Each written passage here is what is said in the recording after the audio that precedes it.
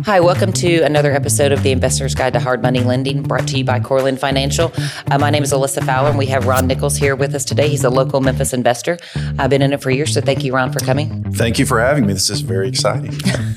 Well, tell me, you've been investing in Memphis for quite some time.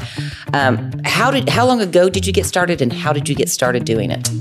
That's a great question.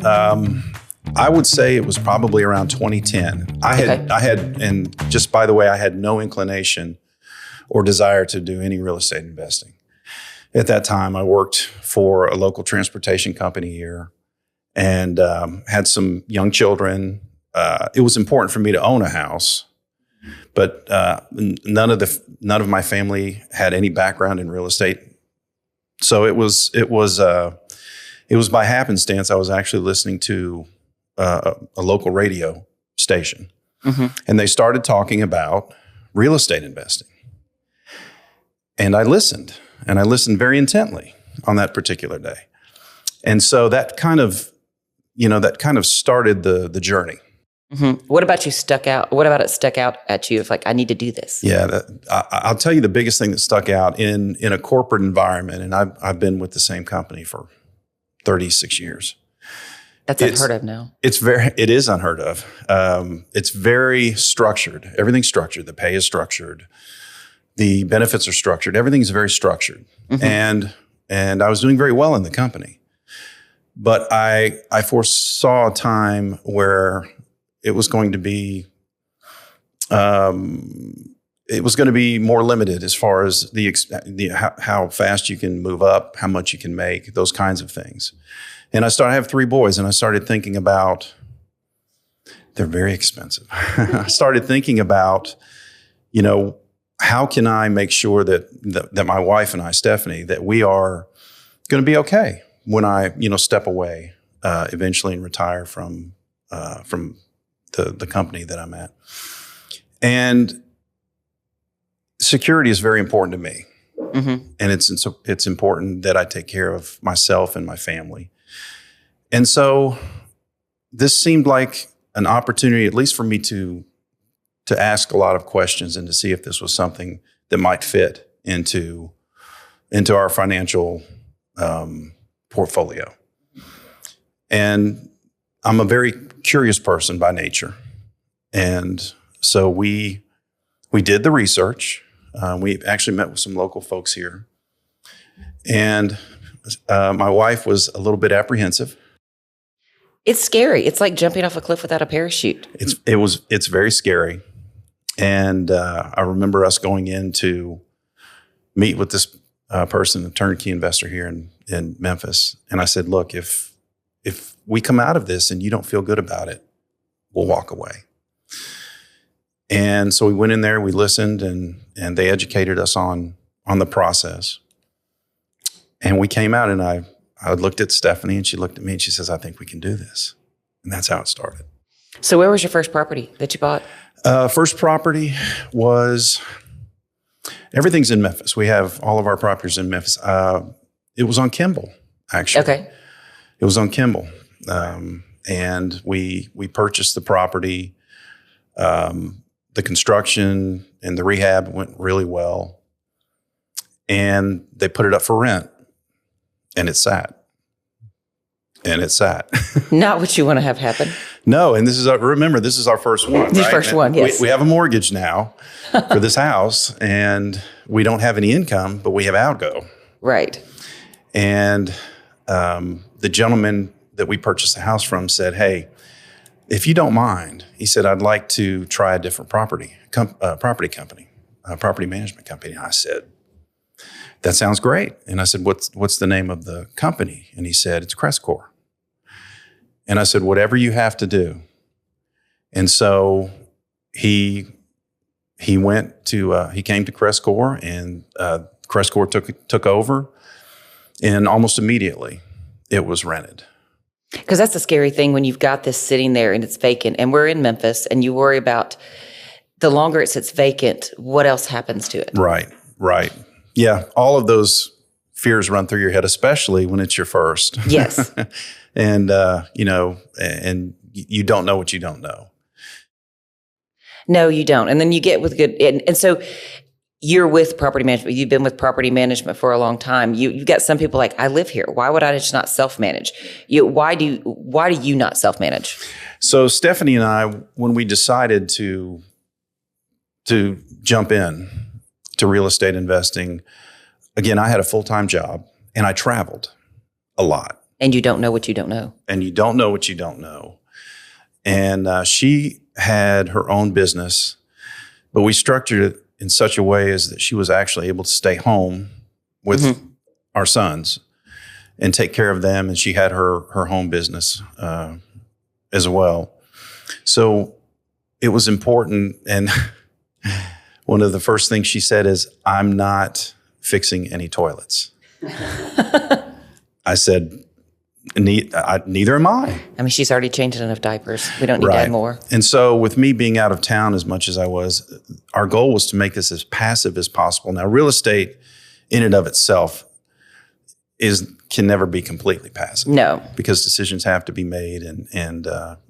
You still need to put eyes on the property every now and then. Absolutely. Absolutely you do. So we sat down and said, how can we make this as passive as possible?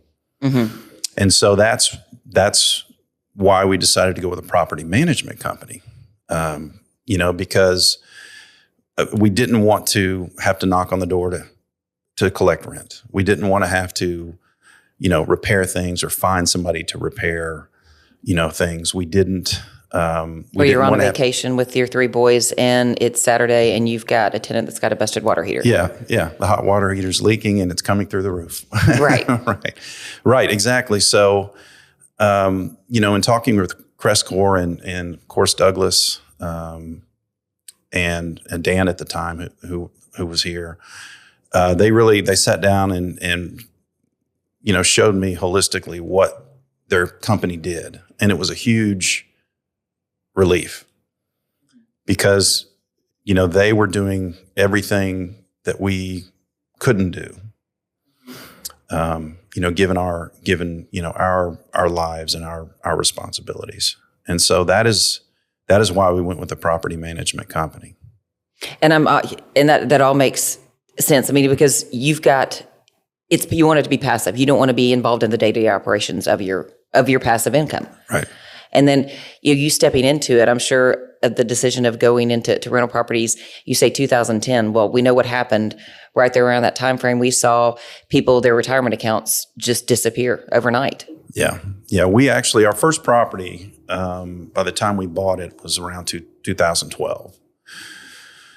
And that was, that was right after, coming off of that market, but there was still a lot of collateral damage, I guess, from a lot of people. And that was one of the things when we were telling people that we were going to get into real estate investing. That was the first thing I'd like to, point at about the 2009 incident. And, but, too, as a real estate investor, it created opportunities.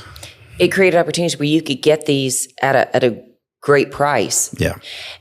And you could still be cash flowing. And if you do have a market, that was a unique situation where the real estate market crashed and that led to everything else. But for the most part, typically real estate is going to be insulated against a lot of, if they're income producing. You don't care necessarily what the value of it's going up and down as long as it's still cash flowing for you. Yeah, exactly. And I know some people buy for appreciation, but I think there are 4 or 5 things actually that are advantageous from a financial standpoint. One of them is the cash flow. I mean, it's, regardless of what the economy's doing, the rent still has to be paid. My mortgage still has to be paid. Right.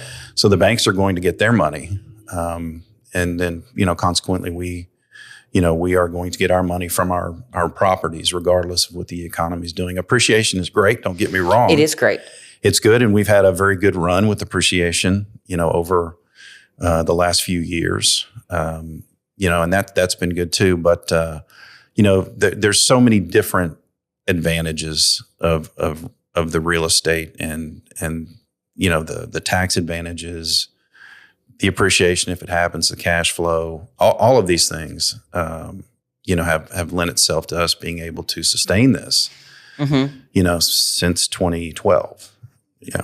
And usually it's, people, your first one, that's the hardest one. The next few are still hard. Once you get to, say, 5, it starts making more sense because you're not, what is this extra $100 a month that we're getting with all this extra work? But that compounds. The more you have, the more it compounds. Yeah, no, absolutely. It's the first one is definitely the hardest. I would say the second one is the second hardest.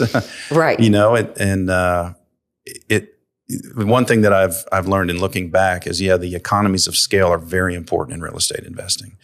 If you're going to get in real estate investing and just buy one home, it's going to be difficult.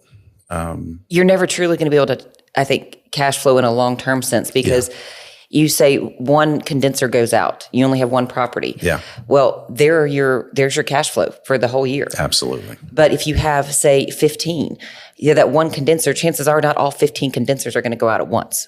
Absolutely. Yeah. And we've seen that play out as we continue, to add additional properties. I don't lose sleep over the hot water heaters or things of that nature. And then because you typically start getting you start getting maybe some leverage with that amount of properties where you have this many with you. You get some discounts or some bundling or some packaging pricing where it's better than if you just had the one.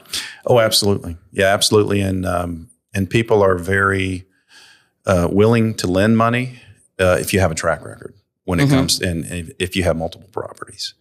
Because they see that, and you've sustained that over a period of time. All those are to your advantage. You speak on that. We look at that in the hard money lending. One of the what we look at for your qualifications. Have you used hard money before?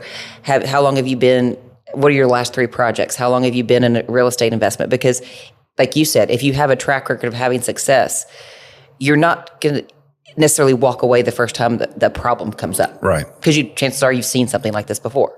Oh, absolutely. Absolutely. And it's, there are peaks and valleys, I think, in everything you do. And one of the things that's very important is knowing the why. Why are you doing this? What is your purpose? What's driving you? What's your purpose, for being a real estate investor? Because if you hit a valley and you don't have a very strong purpose and you're not purpose driven, you're going to give it away.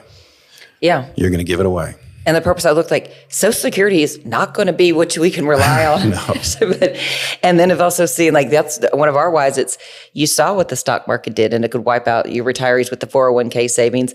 Well, and I've said this before, but usually if your house goes poof, you've got insurance on it. Yeah. You can recoup that. You can rebuild it. You can put another tenant in there or get that back.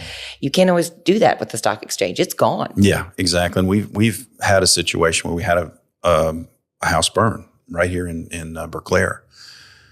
And because we set it up with good insurance and with good property management and, just surrounded ourselves with very, competent people, we were actually able to come out of that ahead, believe it or not. Which is great. It is great. That's the goal. Yeah, it is great, but it's only because we set it up right. And I attribute that to, another thing I've learned, and I try to be the same way to others, is there are a lot of people that are willing to tell you everything they know that are in leadership positions. Mm-hmm. Douglas is one of those. Yes. If I ever call him, he'll make time. And I have several mentors that have done the same thing, throughout the time that we've been here. And I try to make myself available. I've been on the referral list for CrestCore for quite some time, so that when they have new people coming, thinking about coming on board, they call. I'm one of the people that they'll call, and I love to tell them why I'm here, and what makes CrestCore, in my opinion, the best property management company overall in real estate investing in Memphis. Yeah, and as y'all know, CrestCore is a sister company as well to CoreLend. We're kind of all in one big umbrella. So and that's really what we try to do, is be like a one-stop shop for investors. I am very impressed. One thing, being in the transportation business, we focus a lot on structure, but also on continuous improvement. Mm-hmm. Very, very important. And I don't know of a property management company or a company in general that has all of the options, like a CoreLend, like property management, virtual assistants. I mean, yes, on and on.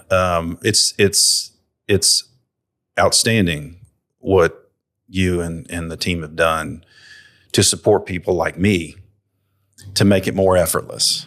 And it's because it's you, like you said, you're a mentor though for other people. You're willing to provide that information. We all want to provide quality places for people to live here in the city too. So we want that quality. We want people to have success. We don't want the slumlords. We don't want that. No. We want people that care about the city. And you're in transportation. This city is always going to have a high percentage of renters. Yeah. I know the goal is home ownership for everyone. That's just not going to be, that's not living in reality.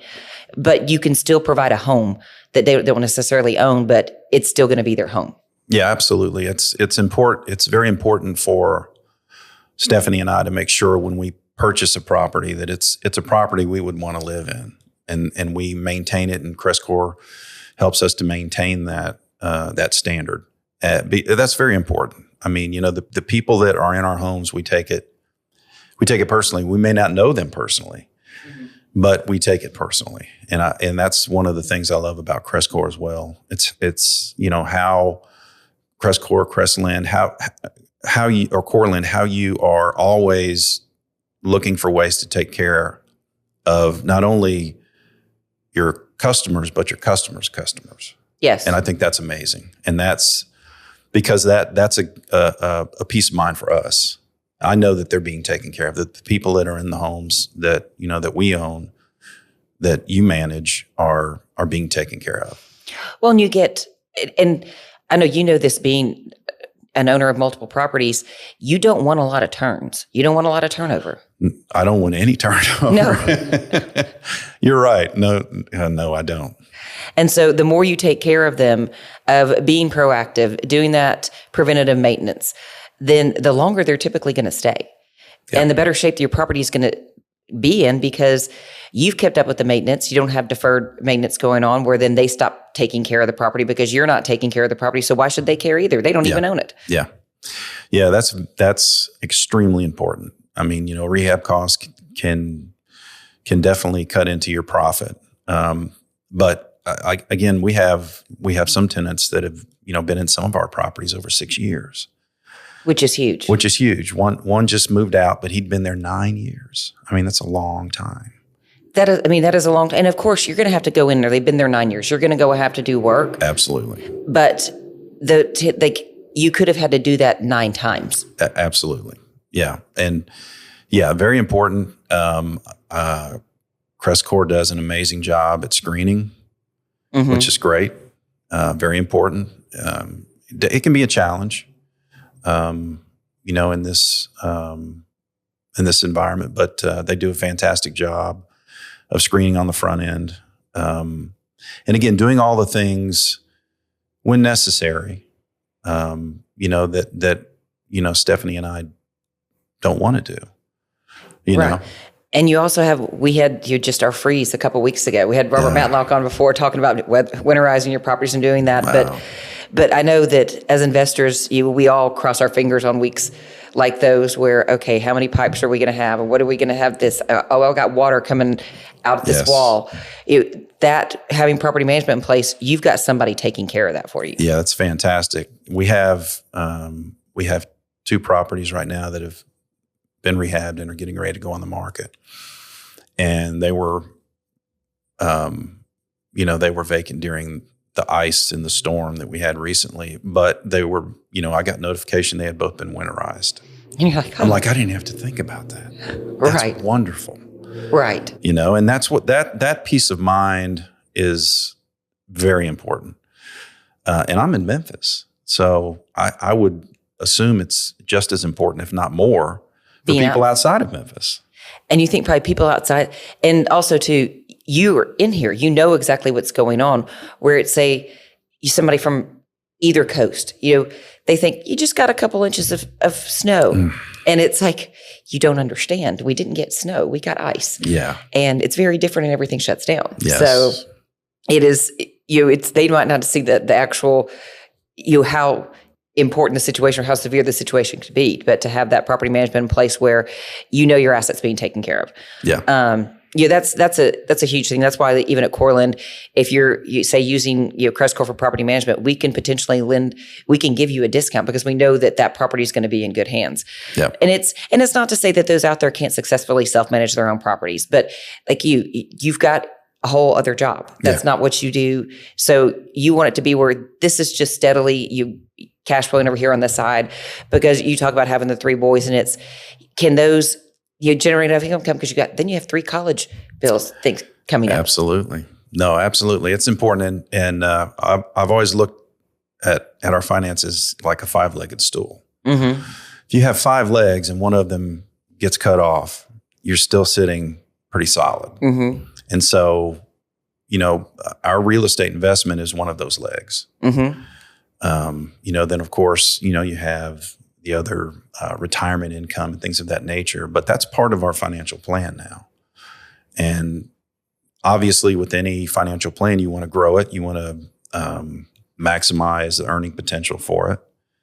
I look at our properties a lot like a 401k, and because it's part of our retirement strategy. And then you look, and I know my husband and I have looked at this, where eventually that is you're passing down not generational wealth, but you are leaving actual physical assets rather than just your home or just this facility. You're leaving them something that could potentially set their kids up. Yeah, absolutely. That's important for us to do. I think also, and I've seen this, and I try to pay attention to finances and personal finance. It's something that's kind of been a hobby for many, many years. And if you look at the statistics of the elderly when they retire, what they retire with, and what the average 401k is, it's anemic. And what ends up happening is they're not generating enough cash flow. No. So they have to go out and sell some of those assets and stock. And it just gets to a point where they could run out of money, and that's not a scenario I want to have happen to me. So again, real estate, it's going to keep cash flowing. Rents are going to keep coming. They're going to keep coming. And I always look at my husband and I talked, and I came out into the workforce in 2001. So kind of right after the .com burst, but then also no companies were, my dad was a railroad worker, my mom was a teacher, they had pensions. They're retired, they have that. We're coming out where, 401k, this is the greatest thing. We're starting to do matches. Right. And it's like, no, this isn't the greatest thing. We don't have that $10,000 a month pension that you're going to be guaranteed after this. We've got to figure something else out. Yes.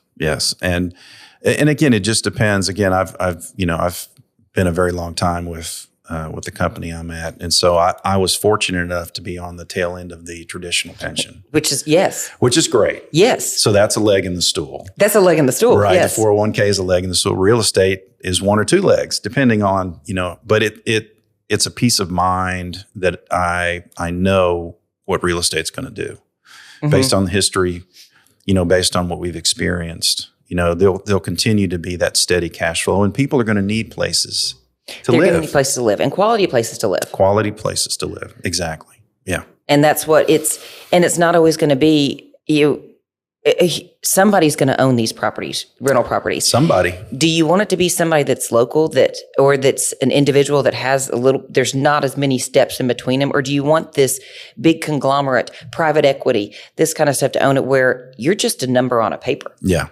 Yeah. There's a lot to be said about individuals owning real estate. Now, whether it's commercial or residential, whatever your, single family, whatever, your flavor is, there's a lot to be said. I think I pay more attention to my properties and to the people that are there and to the quality of the life they have in our homes than a BlackRock or some of these other large companies that, like you said, you're a number on a paper for them. So it's definitely a different vibe. It is, and it's because it's just within the climate of things where people look at where landlords are bad. No, they don't have to be. And I've seen some social media posts where one says, well, maybe they've got mortgages. They only charge 75% of the mortgage's rent. Well, that doesn't make sense. No. Like you've got to make where it's got to make financial sense, but they aren't the bad guys here. Yeah. They're providing a service that you are partaking in. Yeah. Yeah. And rent rationale comes into play. You can't just go out and offer anything or ask for anything. I mean, you're going to get what the market bears. So and right, we have mortgages and we have expenses. And if something goes wrong in the house, you do expect us to cover it, to take care of it. And we will. Just pay on time.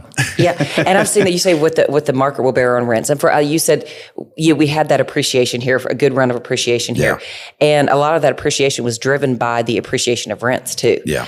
And so I think what you're seeing in some zip codes in Memphis now, where you're not seeing that appreciation in the properties because you're not seeing that appreciation in rent, which I don't think is a bad thing either, that we can plateau, we can stabilize a little bit there because we don't want there to be a lack of affordability either. And then that contributes to a whole nother problem. Yeah, no, absolutely. I think I think that we're seeing some rationalizing right now with the rents, and I think that's something that will continue. But again, you can't outrun the wage increase. If people's wages are increasing 2.5-3% a year, you can't bump the rent 15%. Right, 15 just doesn't work that way. No. And that's irrational. And eventually it will, if it sits there long enough, you'll realize you might want to bring it down a little. And don't wait too long, because then it'll be, what is wrong with that property? Right. How long's it been there? Right. It's the same as that's the same rationale. Look on the homes that you have is putting them on the market to sell, like as a retail. Yeah. You've only got the first time to make a first impression. Yeah. And so you sit there and do dramatic price reductions or rent reduction on this, and then it's, well, what is wrong with it? Yeah. Yeah. I love CrestCore too. When you do have a house that goes vacant, they'll actually send you the analysis. Mm-hmm. And they'll say, okay, based in your area, here's what the current, median rent is. Here's the top, here's the bottom. Here's the vacancy rate. Here's the vacancy rate. What do you want to do? And they give me options. And that's another thing I love about, mm-hmm. this company with CrestCore and CoreLend. All of you always have options. You don't just say that this is it. This is your, take it or leave it. It's like, okay, well, you can do this, or you can do this, or this, whatever suits you. And I like that. I like to have choices. Well, and you want that, and I have people that call us for CoreLend. Well, what do you think about this property versus this? And I'm like, well, right now there's 300 vacant properties sitting over there. I don't know is it still a good place to buy? I think so, but I think I wouldn't pay that right now for that property. There's always a price that I would buy it at versus this zip code. You've got some more, there's not as many vacancies. You've got more competitive rents. It's looking at those things, even if you're wanting to buy another one, which one should I buy? Yeah. We can lead you in the way where it's with actual reasons versus, well, just because I don't like that area, or I'd never invest in that zip code, or I wouldn't do that. No, highly intelligent people here. I'm telling you, everyone that I talk to, and this is where I come to ask questions and to be curious, because I mean, you and the others do this every day. And again, that's another thing. I mean, if it is passive and we do have other things that we're doing, we need experts. We need people who can say, okay, what you just said, this is a nice property, but you may be overpaying because of these factors, which could be something that we may not be able to come up with on our own. So it's really important to have that kind of intelligence when you're making decisions. And you go to say that, and it's even when you say, if you work with an agent on stuff, have somebody that is very familiar with investment properties. Yes. I mean, you've got somebody that is a rock star at listing properties in these municipalities that are $500,000-$600,000 listings that they could sell them all day long, but they might not know this $100,000 market right over here. Yeah. Of what it's going to bring, and that's okay. Yeah, we've tried that. There have been a couple of times throughout the 14 years that mm-hmm. we've been doing this where we had reached out or come across realtors, and it just didn't work. It didn't work because, again, what is a realtor trying to do? They're trying to sell the biggest house for the most money. And again, I would do the same thing, right? And they're trying to make, the most commission that they can. And, me telling them, hey, I'm looking for a rundown, $65,000 fixer upper.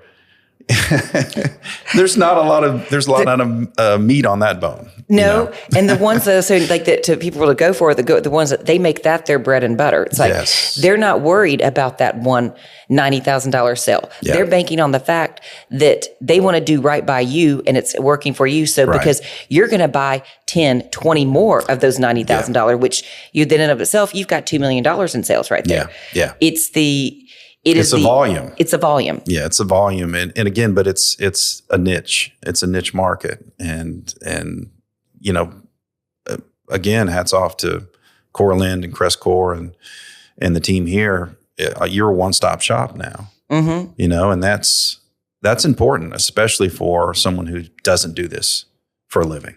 Mm-hmm. Yeah, no, you're right, and it's of dealing in that. It's looking to. I know I was dealing with another agent. It was a CoreLend property because we sometimes have to take them back and I'll list them, and it was a retail buyer. But the agent and I were talking. She goes, "Okay, can you not put appliances in until right before the appraiser comes in? Can I go put temporary blinds on it, and then can we do because we know these things because they can put these brand new things in and they walk off." Absolutely. Yeah. Which I'm sure you kind of like when you do have to, if you have something sitting vacant, you're probably not going to go put that water heater in right then if it needs to be replaced or that condenser then. Yeah, but it's good. It's good to have, again, to have guidance. We've got a property near the University of Memphis, and we're putting in some upstairs units that do the heating and the cooling. Uh-huh. And they're doing the rehab, and the person that I'm working with says, so you'll notice that the units aren't in. We'll put those in when we rent it. And I'm like, I'm glad you thought of that. Yes. Because those are not cheap. No, and you could have had to put them in twice. Right. We don't want to do that. Yeah. So, but that's the kind of experience and knowledge that we get that, Stephanie and I get and that we have become, accustomed to from this team. It's fantastic. Yeah. Well, good. Well, you have any questions for me, Ron? I don't. If I do, I know where to find you. Yes, we have you've come to this, but we have a coffee meetup every first and third Wednesday at 8:15. That anybody is welcome to come locally. Yeah, if you can come, please do. It's very educational. And again, I mean, when I came and I learned a lot. I learned more about CoreLend and that's definitely an opportunity that I think that we can take advantage of in our business in the future. Because you can start leveraging more. Absolutely. I had one borrower tell us that this has stuck with me. He goes, I've got the 20% down payment I can do. He's like, but I only have so many 20% down payments I can do. Yes. Yeah. It's important. You definitely have to leverage what you have. And that's very, I think it's very important in scaling.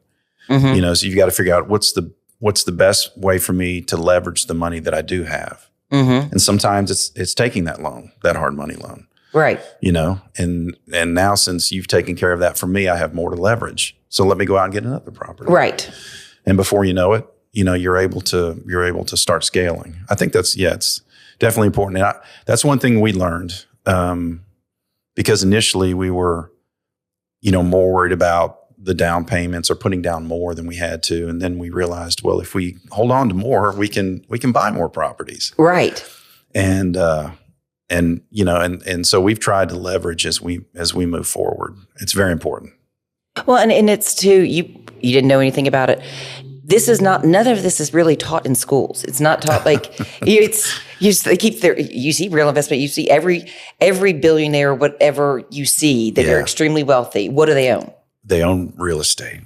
But so many people, when they first, does a 25-year-old have a financial advisor coming out in their first job? No. Absolutely not. And that's where but we have investors that start now at that age. They'll come here like, what do I need to do? How do I need to do this? And so they're starting earlier, which my gosh, I would have loved to have started at 25 years old. I wish. Yeah. I wish. But, it is what it is. And, we've been at this like I said, I think 12 years, 14 years now.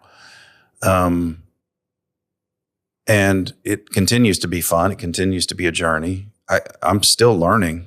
You can never you can never stop learning in this. You've got to be a lifelong learner, and you have to try to ask the right questions, and you have to hang around people that are doing what you want to do, which is why I love coming to CrestCore, because I just ask a lot of questions and I learn a lot, you know, and every time I sit down with you or I sit down with anybody, you know, here, even Caitlin or any of the staff, I get educated. And I think that is, you know, this is a school. You know, this is a place of education. It really is, and because we're lending on it and we're managing it, we're not following the trends. We're seeing them as they're unfolding. Yeah. Oh, exactly. Yeah, you are on the front end. I'm on the back end, and so I can't tell you how many times I've had lunch with someone here, and I said, "What's going on?" And that's the only question I ever asked. And you heard a lot.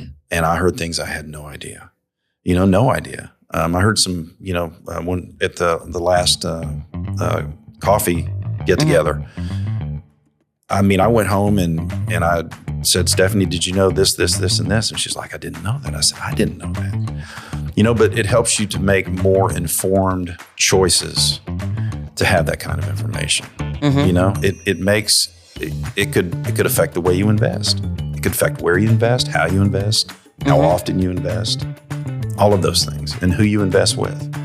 Yeah. And I'm invested. I'm invested with CrestCore. And we appreciate that. CoreLend. No, and absolutely. No. Well, I appreciate you having you on. Yeah. Always a pleasure seeing you. So, yeah, same here. So thank you, and thank you all for tuning in.